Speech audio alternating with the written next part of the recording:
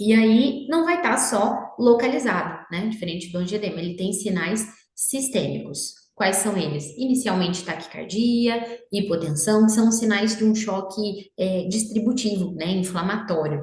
Aí o paciente evolui com broncoespasmo, estridor e menos comum a reação às alterações cutâneas, tá? Elas às vezes demoram um pouco mais a aparecer, aparece uma placa num lugar, no outro, então não fiquem esperando ter sempre aquelas alterações cutâneas para você fazer o diagnóstico de uma reação anafilática. O principal, colapso cardiovascular. Então, começou a fazer hipotensão, tá com uma taquicardia importante, acometeu via aérea, a gente já tem que ficar atento. Em 10% dos casos, essa alteração cardiovascular é a única manifestação. Então, eu fiz, o paciente começou a ficar estranho, queixou de falta de ar e já está com alteração sistêmica de pressão e frequência, a gente já tem que intervir, tá? Tem N causas, uma delas importante no consultório é a alergia ao látex, tá? A gente, como anestesista, tem uma preocupação muito grande com isso, tem todo um um preparo para a gente fazer as cirurgias desses pacientes que têm alergia a látex, né? Além de todo o material látex free, a gente tem também que ser o primeiro do dia, tem que ter lavado bem a sala cirúrgica, tem que ter deixado um fluxo de oxigênio no nosso carrinho por pelo menos 2 horas, então um evento que tem uma gravidade muito grande, né? A alergia ao látex. Então, também é importante a gente perguntar: já fez algum outro procedimento cirúrgico, né? Ou, já teve algum contato? Você usa, às vezes, aquelas luvas para fazer alguma limpeza em casa, para lavar alguma coisa? É uma forma da gente saber se já teve. Exclui? Não, não exclui, né? Mesma forma, o indivíduo pode ter sido sensibilizado numa primeira, numa segunda ele fazer reação anafilática, mas já faz a gente ficar atento caso aconteça, tá? Tem alguns critérios, tá? Bem teóricos ali do diagnóstico de anafilaxia, mas o principal é esse colapso cardiovascular ali imediato, tá bom? Os pacientes que mais têm chance ou que têm uma reação anafilática um pouco mais grave são os que já têm um histórico de asma, que são pacientes já atópicos, né? Se eles usam beta-bloqueadores ou se eles forem submetidos à anestesia de neuroeixo. Não porque a reação é mais grave, mas porque o tratamento vai ser menos efetivo. Eles normalmente têm uma menor resposta à adrenalina. O que que a gente faz? Tem que monitorizar, né, o que você tiver. Eu tenho um oxímetro de pulso. Ótimo, já é uma monitorização. Eu tenho um monitor multiparâmetro. Melhor ainda, tá? Suplementar oxigênio em altos fluxos. Eu tenho só a mangueirinha do oxigênio. Ótimo, coloca aquilo ali na narina do paciente. O importante é a gente oferecer o oxigênio, né? E então a gente não tem que se atentar nisso. Eu não tenho a máscara, eu não tenho outros materiais. Forneça, tá? Tratamento de primeira linha é adrenalina. Então, não tem outras, né, outras opções de segunda linha, mas reconheci, identifiquei que é isso, oxigênio e adrenalina. Eu não tenho acesso, a gente pode fazer intramuscular, né? O ideal é fazer na face lateral da coxa, ou intraósseo, claro, isso aí no caso de você ter o dispositivo. Em alguns casos, dos pacientes que não, que tem perda da consciência e você ainda não conseguiu o acesso, você pode fazer intranasal. É, intranasal, mas na verdade seria dentro do tubo, tá? Então, se você tem um tubo, um paciente teve uma perda da consciência, foi desencadeado por uma reação anafilática, você pode intubar esse paciente e fazer adrenalina ali por dentro do tubo, tá? A dose dentro do tubo é de 100 microgramas quilo, é uma dose bem alta, porque grande parte do medicamento fica perdido ali no tubo orotraqueal, tá? E depois faz as ventilações para mandar esse medicamento lá para dentro. A dose intramuscular, né? A gente, normalmente você pode fazer 1 micrograma quilo, tá? Uma dose pequena, até 10 microgramas quilo. Normalmente, intramuscular, a gente vai fazendo. Você faz essa dose de 1 micrograma quilo, você pode até repetir, se tiver necessidade, 5 a 10 minutos depois, tá bom? Outra coisa muito importante, se você tiver acesso, eu tenho uma enfermeira ali, ela consegue funcionar. Fluido. como eu falei, ele simula, ele funciona como um choque inflamatório. Então, é um paciente que ele vai vasodilatar por completo. Então, a gente precisa repor o volume desse paciente, tá? Então, é 1.000 ml aí de soro fisiológico, Ringer, o que a gente tiver, de uma vez, né? Para correr aberto. Na criança, a gente tem que ter esse controle um pouquinho maior, 20 ml quilo, tá? O tratamento de segunda linha tem uma recomendação 2B, tá? Então, não é um nível 1 como a adrenalina, mas você pode associar, né? Não vá postergar a administração da adrenalina para fazer esses outros medicamentos, tá? Então, primeiro é a adrenalina. Nem perde tempo tentando diluir o corticoide, tentando diluir a difenidramina, não é a nossa prioridade. Mas eu já fiz. Tô nesses 5 minutinhos que eu tô aguardando, você faz.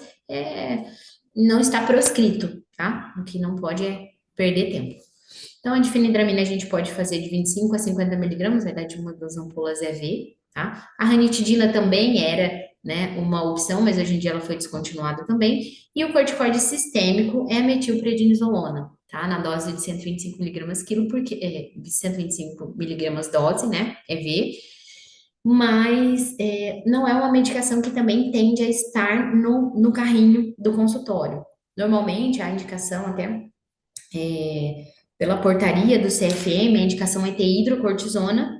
Você pode fazer aí 500 miligramas de hidrocortisona EV como corticoide sistêmico. Ela não é indicada nos protocolos porque ela tem um tempo de ação bem maior, né? Então ela demora a agir. Mas é aquilo. A gente já fez adrenalina, que é a recomendação inicial, tratamento de primeira linha. O que a gente fizer, os adjuvantes, são sempre na tentativa de melhorar a resposta, tá? Então, a principal via é intramuscular, tá bom? E você não precisa perder tempo para chamar a enfermeira para pegar a veia para fazer. Não, reconheci, já faça intramuscular. Depois você vai posicionar, depois você vai fazer. A via subcutânea pode ser feita com aquela agulhinha de insulina, né? Você pode fazer, mas só em casos que forem leves, que você não tiver esse colapso cardiovascular ainda, tá bom? Aquilo que eu falei da dose, deixei aqui para vocês o quadrinho também para ficar bem mais fácil, né? Então, 1 micrograma a 10 microgramas quilo, a gente pode fazer no adulto, se for intramuscular, tá bom?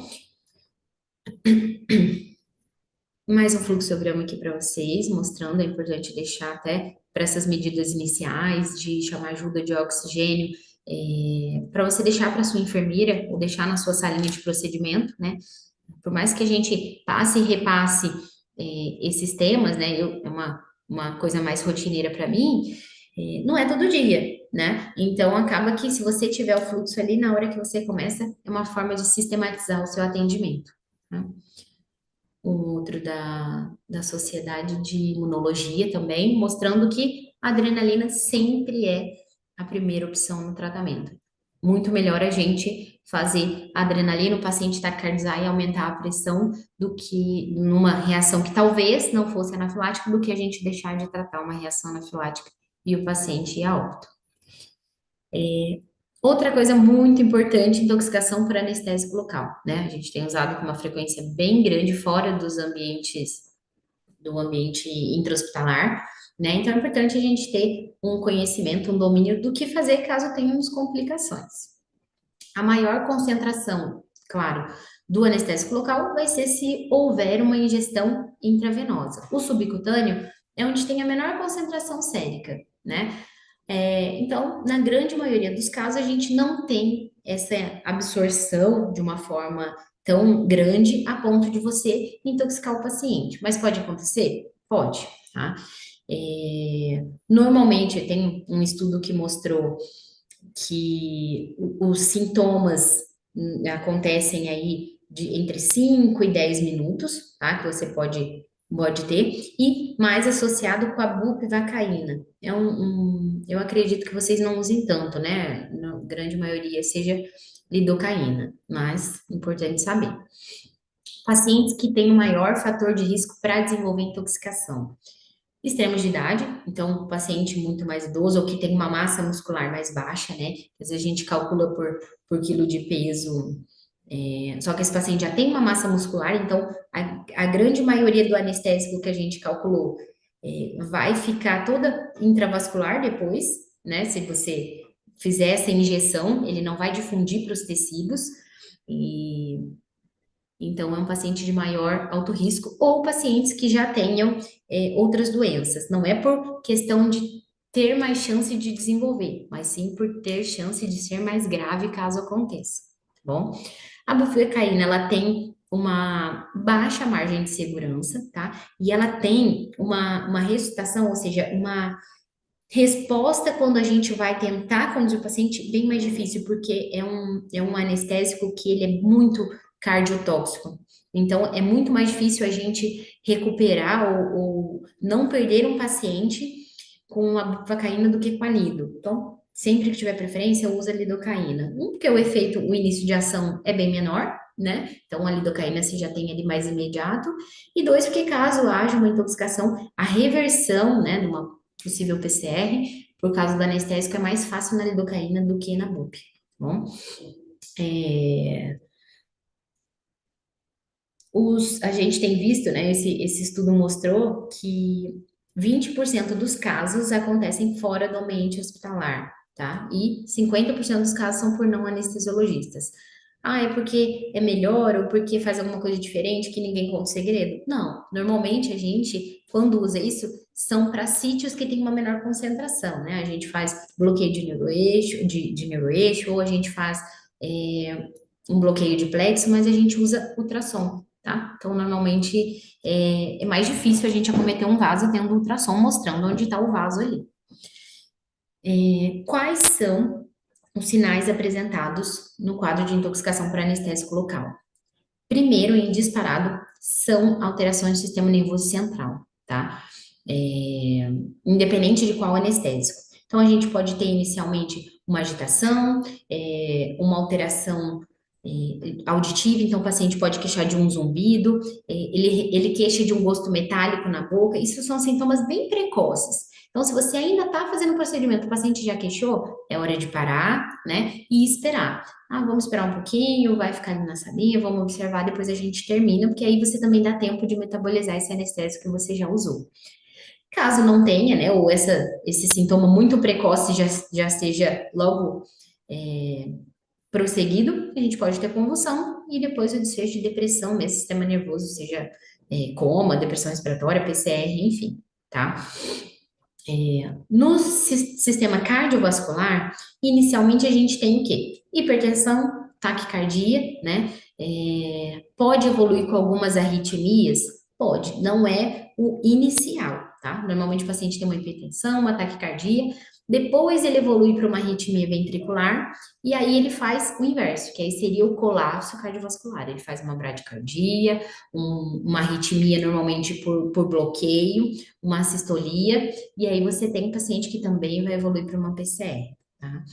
Quando a gente usa o anestésico local, seja por qualquer via, o ideal é uma monitorização mais intensa nos primeiros 30 a 45 minutos, que foi o que mostrou, né, nos estudos mostraram que é o tempo que você inicia as apresentações de sintoma aí, a partir dos 10 minutos, e é o tempo que você demora também para começar a degradar os anestésicos, então para ele começar aí sendo reabsorvido, tá?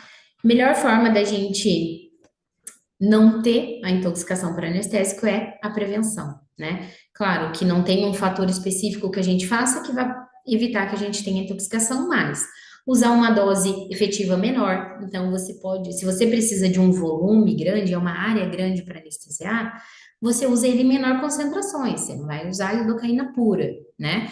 Então, aí você dilui. Ah, ela é a 2%, eu vou fazer a 1%. Então, depende do volume que você quiser usar, talvez eu precise de 30 ml de anestésico. Ótimo, então você pega 15 de anestésico e dilui 15 para soro, né, ou para água destilada, aí depende. Mas a gente tende a usar grandes volumes, uma concentração bem menor, tá? Ali deixei no quadrinho para vocês